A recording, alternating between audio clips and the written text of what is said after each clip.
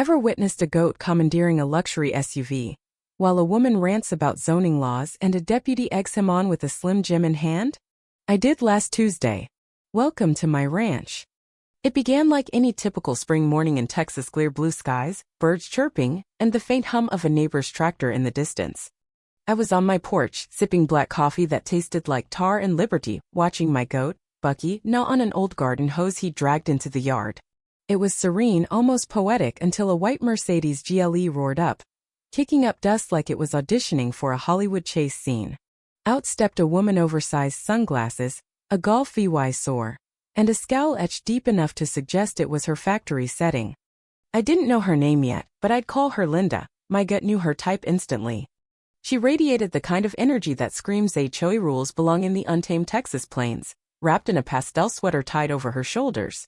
She strode to my gate like it owed her an apology, clipboard in hand, muttering to herself.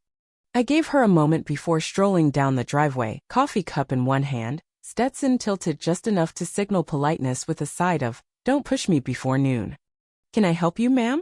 I asked. She didn't look up. "You've got unpermitted structures here and livestock. Are you zoned for that?" I blinked. "I've got 30 acres and a goat named Bucky. What else am I supposed to have via strip mall?" She finally met my gaze as if I'd asked her to explain relay tie VY tie with sock puppets. "Sir, you're within earshot of a developing community. There are aesthetic standards. You can't just live like this." I'm a simple guy. I don't know much about aesthetics, but I do know when someone says your life clashes with their cul-de-sac dreams, it's not ending with a friendly nod. This is private land. No HOA here, I double-checked. Also, Bucky's unionized. Talk to him. Right on cue, Bucky bleated, possibly insulted. Linda's mouth twitched like she was torn between shouting or sobbing.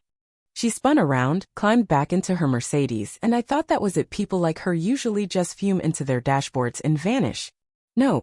Next morning, her SUV was parked diagonally across my gate, wedged like a masterpiece of petty vengeance. A handwritten note was taped to the fence. "Until further notice, this access is closed. Comply with residential beautification protocols." Signed, Linda Hargrove, Community Republic. I stood there, Bucky chewing my pant leg, wondering if this was a prank or a caffeine-fueled hallucination.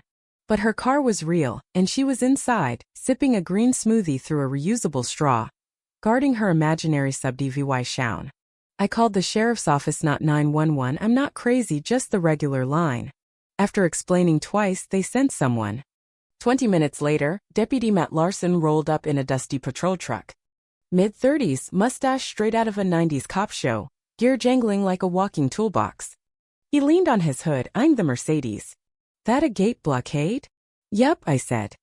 "She's protecting the area's VY Sewell piece." He chuckled, then called out, "Ma'am, you can't block private property. This is ranch land, not a gated community." Linda waved us off like flies at her picnic. Matt stepped closer, muttering, "She one of those Karen's capital K?" "Might be their leader," I replied. He grinned like it was his lucky day. Radio dispatch. "Got a 502K here, gated obstruction, entitled Indy VY Duel, possible HOA invasion." No idea if that's a real code, but it sounded official. He tapped her window. She cracked it 3 inches. "You're enabling rural chaos," she snapped. "This property needs evaluation." "I'm enforcing order." Matt's eyebrows hit his hairline. "Ma'am, you're enforcing an illegal blockade. Move in 5. Or I'm nudging your Mercedes with my truck." "You wouldn't dare," she hissed. Bucky wandered over, sniffed her tire, and climbed onto the hood. "Is that a goat?" Linda shrieked. Matt waved a Slim Jim like a peace offering. "Ma'am, move before he calls backup." She screamed about animal control, locked her doors. Bucky tapped the glass, demanding snacks. Matt laughed so hard he nearly dropped his radio, snapping a photo. "Training manual needs this." I gave her one last chance. She flipped through her tablet, citing some fictional suburban code. So Matt revved his truck and gently pushed her SUV aside, smooth as a waltz. Linda leapt out, flailing her tablet, yelling about lawsuits. "We don't have a mayor," I said. Matt added, "And if we did, he'd be at my barbecue Saturday." Her car ended up crooked in a ditch. Bucky bleated victoriously. This was just the start. Next morning, a lawnmower jet engine hybrid woke me. Not my neighbor's nitro weed trimmer experiment. Linda was back, with a news van and a cameraman who'd rather film squirrels. She'd wedged her SUV across my gate again, now with signs, zoning matters, and goats aren't neighbors. Mid-rant, she declared to the mic, this man's aggressive livestock threaten public peace and suburban calm. I raised an eyebrow. Aggressive? Bucky tripped, face-planting into a bush. See?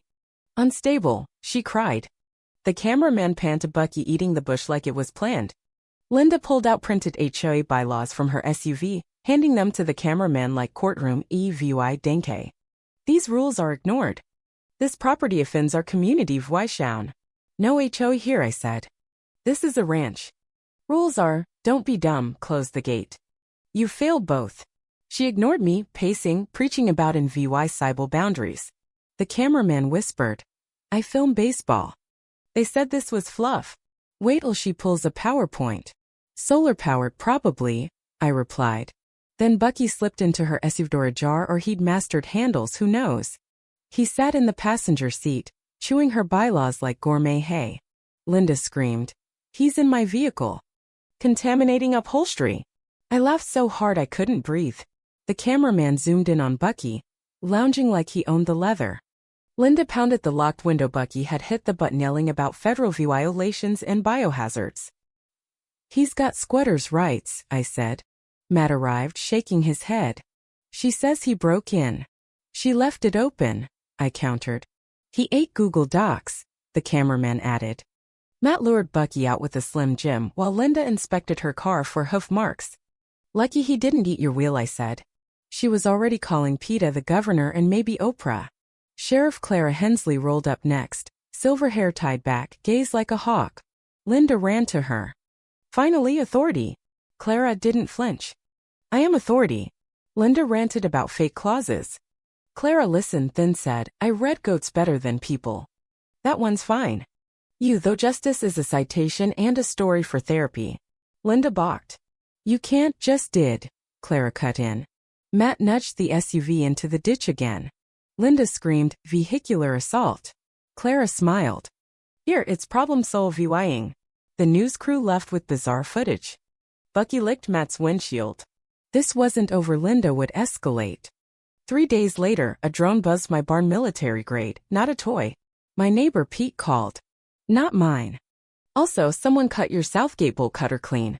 We tracked it to a tree lean. Pete, in camo and a VY8ers, showed me a Facebook group. Future Pineville W Estates. My gate was their scenic entryway. Linda was rezoning my land, filing noise complaints about my rooster. She wasn't petty, she was scheming, using distractions to map my property for some county board. Pete found their meeting at a Cracker Barrel 30 miles out. We crashed at me in my truck, Pete on his ATV, Bucky tagging along. Linda was mid-slide, pointing at my pasture labeled Rec Center. I stepped in. That's my land. Still has Bucky's droppings from today. Pete waved forged zoning docs.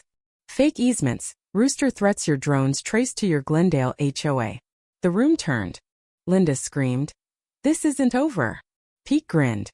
It's getting good. That night, Bucky was gone. Iron tracks, hoof prints, a pine VY EW flyer. Linda had goat napped him. Matt arrived fast. She took your best friend? Yup. He called backup. I vowed war. At dawn, Clara joined me. No judge likes livestock theft, especially not with Bucky's fame. Pete's TikTok, Linda versus. Goat had gone viral. We tracked her to a creek bed, plastic fence, toll booth, Bucky tied to a gnome. Let him go, I said. He trespassed, Linda replied. Citizen seizure. Not real, Clara said. Bucky pooped on her pamphlet, staring her down. Clara listed charges. Theft, illegal fencing, impersonating an agent. Pete deputized Bucky. Linda yelled about expansion as Matt cuffed her. We took Bucky home through a barbecue. He wore a badge, ate watermelon, became a local legend. Clara toasted, this county ain't for sale. Linda got fines, a restraining order. Peace returned until Pete mentioned an alpaca rescue needing a home. Bucky groaned. I smiled. Chaos awaited.